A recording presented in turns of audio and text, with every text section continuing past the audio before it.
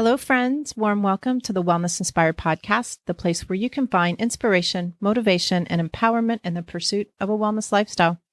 I'm your host, Sherry Davidson, and I'm here with my Terrier mix rescue dog and co-host, Finn. He's also my coworker, trail runner, and forever loyal sidekick.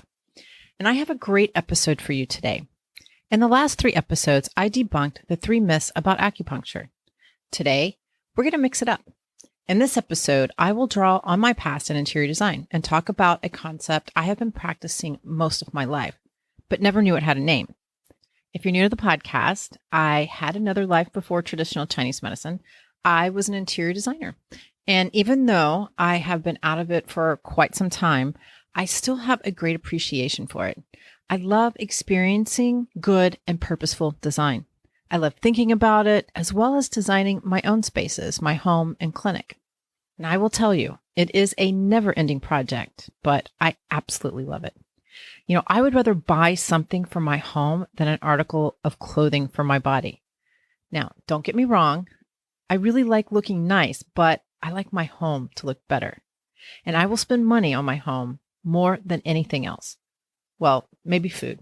I do spend money on food because I love good food, good nourishing food. But in my design world, there are 4 essential areas I will spend money: bed, sofa, dining table, and outdoor space. Why? They make me happy. My home makes me happy.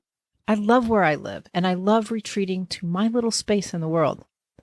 There could be some upgrades, but overall, I am super happy with my living conditions. And I definitely feel this contributes to my overall happiness. And turns out I'm not the only one. There was a study conducted by the Happiness Research Institute in Copenhagen that found how happy we are with our homes proves to be much more important than you probably think. Our satisfaction with our home accounts for about 15% of our overall happiness. This came right below mental health, coming in at 17. This doesn't surprise me. Our environments greatly impact us. I believe, like the Danish, design is about making where we live the best possible environment for our health and well-being. I want to read a few paragraphs out of Mick Wiking's book, My Hygge Home. I hope I said his name right. It is Danish. He describes the Danish thoughts on design, and I couldn't agree more. Design impacts how we move in our cities, what food we put on our plate, how we interact with our loved ones, whether we have dinner with our neighbors, how happy we are at work, and what we do with the time that we have been given. In short, it impacts the fabric of life, and that's what makes life worth living. Design can inspire us to become better humans, to change the world positively, and if we harness the power of design, we have the tools to improve our quality of life. That is the foundation of Danish design. It's a design tradition with a humanistic approach, designed for human beings, an ambition to create functional products with superior quality for the ordinary citizen, products that could be bought by the average worker, a combination of simplicity, functionality, sustainability, quality, user-friendliness, and aesthetics. Design stripped to its essence can be defined as the human capacity to shape and make our environments in ways without precedent in nature, to serve the needs and give meaning to our lives. Perhaps there is only one thing bigger than design in Denmark, and that's Hygge. And we'll get to Hygge. But does anything come to mind when you hear this? For me, IKEA comes to mind. And I'm sure you all know IKEA. It's good design, simple, minimal, modern, and inexpensive. And I love IKEA for all those reasons. In my space, I have more of a rustic style at home, more of a modern style at work. At home, I have a rustic style with a splash of modern. So I love mixing IKEA with my rustic vibe. It really brightens the space up, but I still get that old rustic vibe that's very comforting to me. As you can hear, the Danish also value purposeful design. Many often think of design as purely aesthetics, but it's so much more. And it can be and should be used as a powerful tool in our health and well-being. There's a lot here to say on this subject of how our environment impacts our health and well-being. And I think a great starting place is the design concept of Hygge. So You're in the right place if you are looking for a secret sauce to live life with more joy and contentment. Hygge is the Danish concept of coziness, celebrates the simple pleasures in life, and is quickly becoming a worldwide trend. So grab some snuggly socks and lit candles, because today we're exploring how adopting Hygge practices can lead to better overall well-being. And I can't think of a better time to do this episode than the holiday season. Are you ready? Okay, let's get Hygged this holiday season and all year round.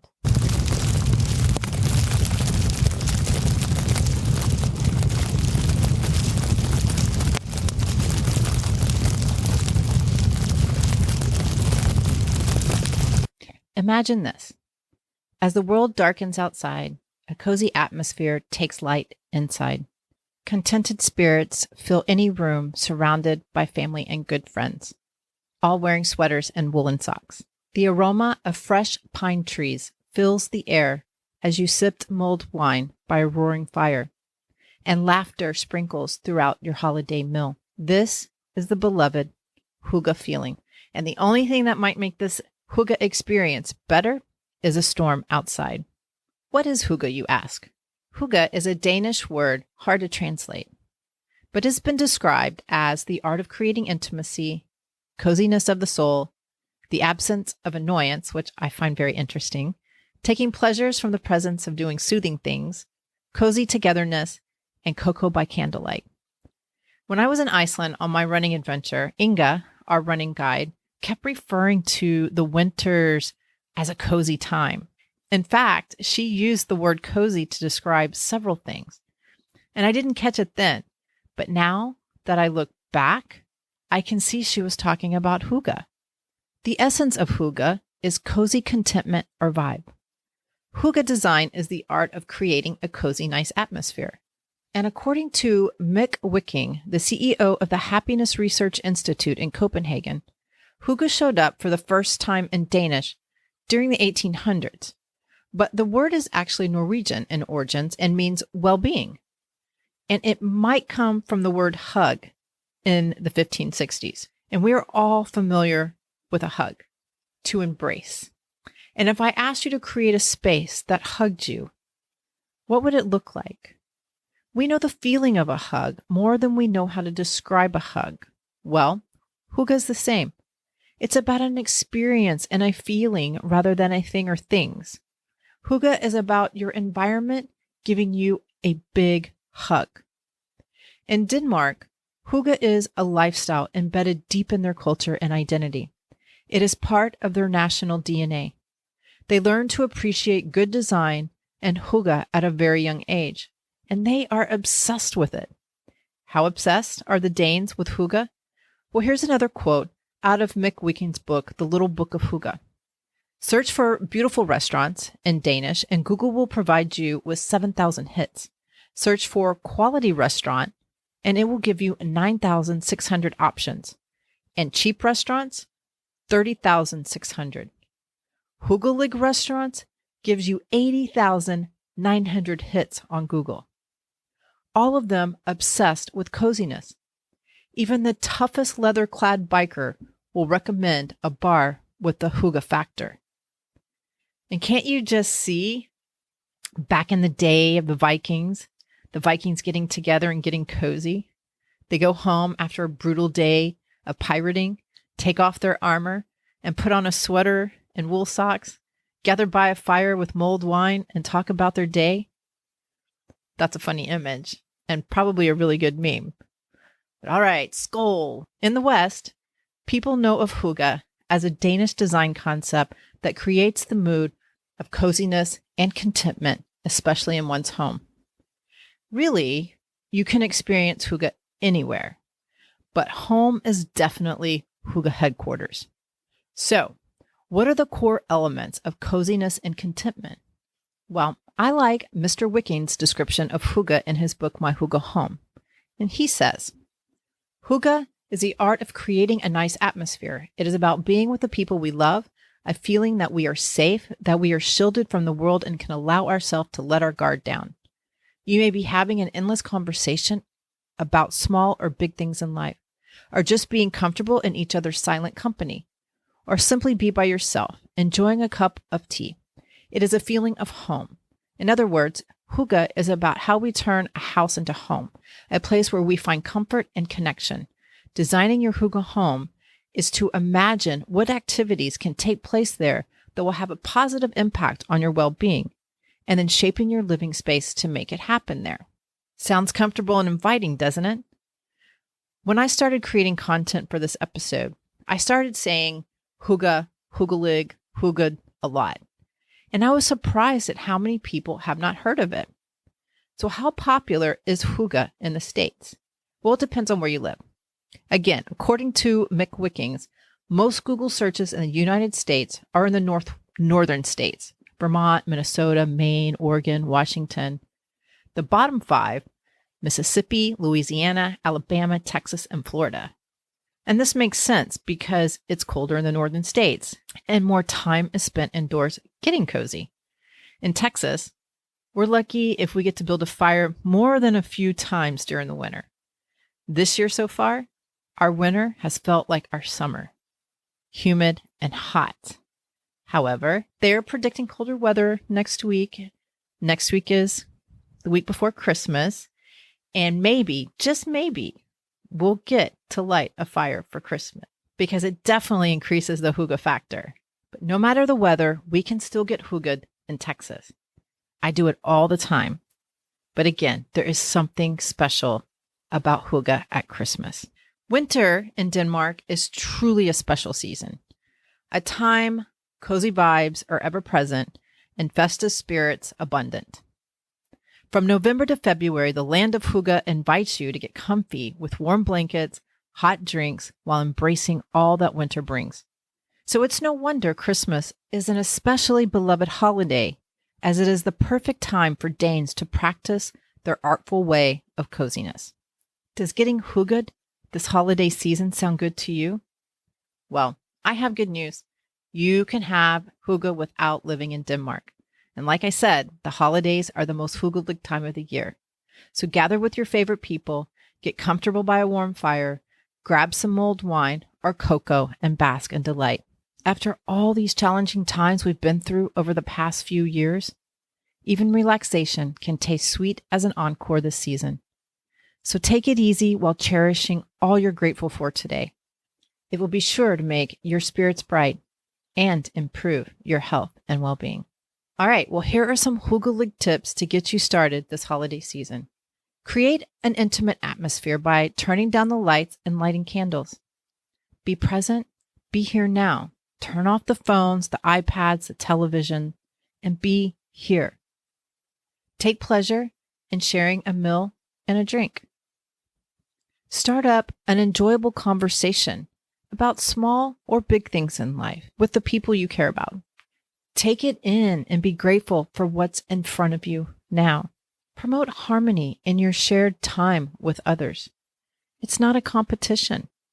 Get comfy, settle in, take a break and relax. And I love this one because there's so much going on in the world today. No drama. Let's talk politics another day. And be together, build relationships and narratives, and laugh a lot. And remember, the people you're with, it's your tribe, and you're safe there. So there you have it, a crash course, if you will, on Hygge. This Danish design concept is so much more than coziness or getting cozy. It is about quality time spent with family and friends, the people we feel safe around. And what better time to practice Hygge than during the holiday season? So go ahead and get cozy. Your well-being depends on it.